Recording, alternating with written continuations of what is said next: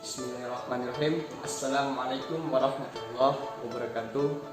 Perkenalkan, nama saya Abdi Surai dari kelas SI 4302 dengan NIM 1202196161. Di sini saya akan mencoba mempresentasikan tentang tugas besar saya dengan topik komunikasi verbal dan komunikasi non-verbal. Yang pertama, komunikasi. Apa sih komunikasi itu? Secara etimologi, komunikasi berasal dari bahasa Latin yaitu cum atau pada depan yang berarti dengan atau bersama dengan kata humus atau sebuah kata bilangan yang berarti satu. Dua kata tersebut membentuk kata budak yaitu communion. Communion ini dalam bahasa Inggris disebut sebagai communion yang memiliki arti yaitu bersamaan, persatuan gabungan, pergaulan atau hubungan. Komunikasi dibagi menjadi dua. Yang pertama adalah komunikasi verbal dan yang kedua adalah komunikasi non-verbal.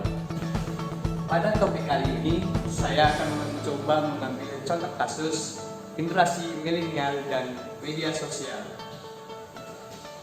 Pertama, definisi media sosial.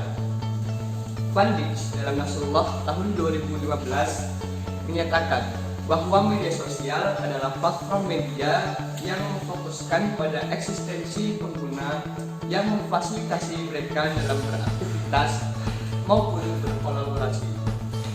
Menurut Mike Young dalam Nasrullah tahun 2015 mengartikan kata media sosial sebagai konvergensi antara komunikasi personal dalam arti saling berbagi di antara individu to be share one-to-one, dan media publik untuk berbagi kepada siapa saja tanpa mengkhususkan individu. Menurut Boyd dalam Nasrullah tahun 2015, media sosial sebagai kumpulan perangkat lunak yang memungkinkan individu maupun komunitas untuk berkumpul, berbagi, berkomunikasi, dan dalam kasus tertentu saling berkolaborasi atau bermain.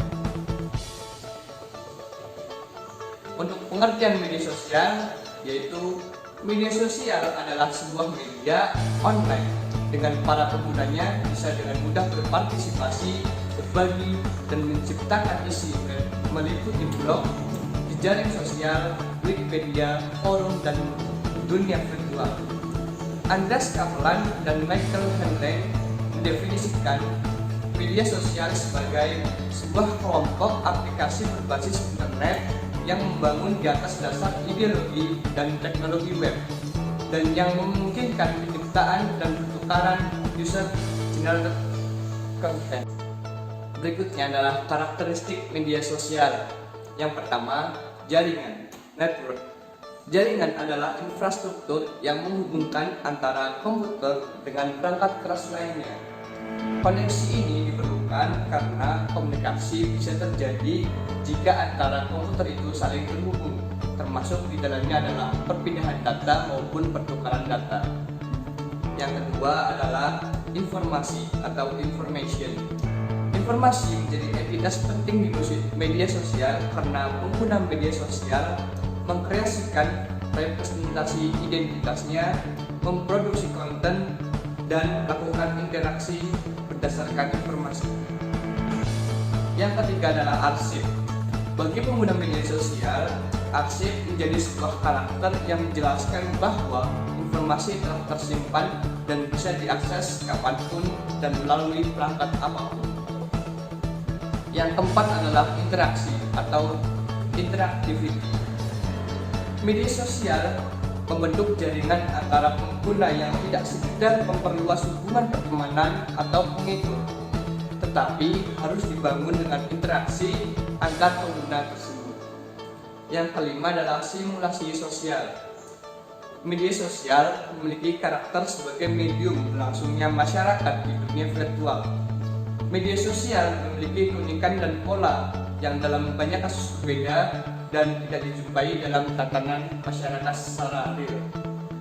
Yang keenam adalah konten oleh pengguna. Di media sosial, konten sepenuhnya milik dan berdasarkan kontribusi pengguna atau pemilik akun. Hal ini merupakan relasi simbiosis dalam budaya media baru yang memberikan kesempatan dan keleluasaan pengguna untuk berpartisipasi. Hal ini tentunya berbeda dengan media lama atau tradisional, di mana khalayaknya sebatas menjadi objek atau sasaran yang pasif dalam distribusi pesan. Selanjutnya adalah efektivitas komunikasi. Komunikasi adalah proses penyampaian suatu pesan oleh seseorang kepada orang lain untuk memberitahu atau mengubah sikap pendapat atau perilaku baik secara lisan maupun tak langsung melalui media. Dalam definisi tersebut tersimpul tujuan, yakni memberitahu atau mengubah sesuatu pendapat atau perilaku. Maka dari itu, dalam hal ini, agar komunikasi berlangsung secara efektif, perlu adanya strategi komunikasi yang memperhitungkan faktor pendukung dan penghambat komunikasi. Effendi tahun 2009. Selanjutnya adalah perkembangan media sosial di lingkup generasi milenial. Fungsi dari jejaring sosial memang sangat bermanfaat di era globalisasi seperti ini. Semakin lama, fungsi jejaring sosial pun bertambah. Contohnya, jejaring sosial Facebook. Selain kita dapat menambah teman dari lain sekolah, lain kota, bahkan lain negara, dengan Facebook kita bisa memasukkan dan berbagi foto atau apapun dengan pengguna Facebook lainnya.